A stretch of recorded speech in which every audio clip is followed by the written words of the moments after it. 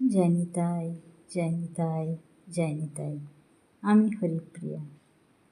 আজকে আমি 3 নম্বর শ্লোক নিয়ে এসেছি। সমস্ত সাধুগুরু বৈষ্ণবদের চরণে প্রণাম জানিয়ে এই 3 নম্বর শ্লোকটি বলার চেষ্টা করছি। শুরু করলাম। পশ্যৈতাং পাণ্ডুপুত্রা নামাচার্য মহতিং চ মুম বুঢ়াং দ্রুপদপুত্রেণ তব শিষ্যেন ধীমতা। এর বাংলা অর্থ হচ্ছে, হে আচার্য, পাণ্ডবদের মহান সৈন্যবল দর্শন করুন, যা আপনার অত্যন্ত বুদ্ধিমান শিষ্য দ্রুপদের পুত্র অত্যন্ত দক্ষতার সঙ্গে গুচ্ছের আকারে রচনা করেছেন। এর তাৎপর্য হচ্ছে, দুর্যোধন হচ্ছে চতুর কূটনীতিবিদ। তার সেনাপতি ছিলেন দ্রোণাচার্য।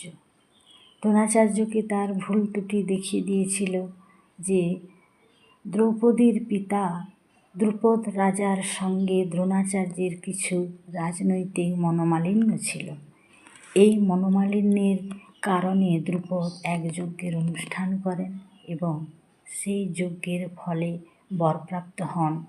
তিনি দ্রোণাচার্যকে হত্যা করতে সক্ষম এক পুত্র লাভ করবেন।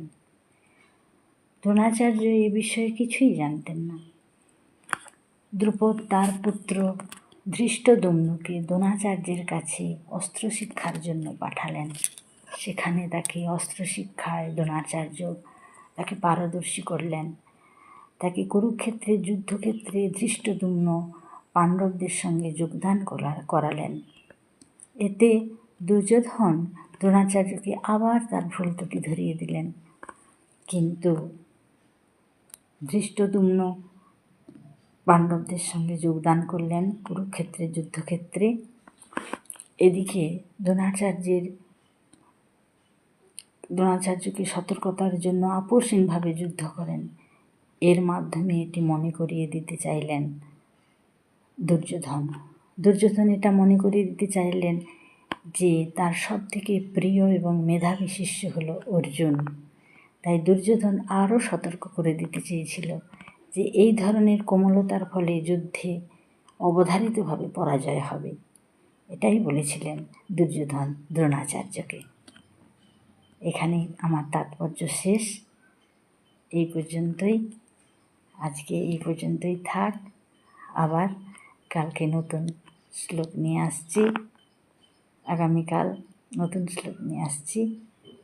হরে কৃষ্ণ, হরে কৃষ্ণ, হরে কৃষ্ণ।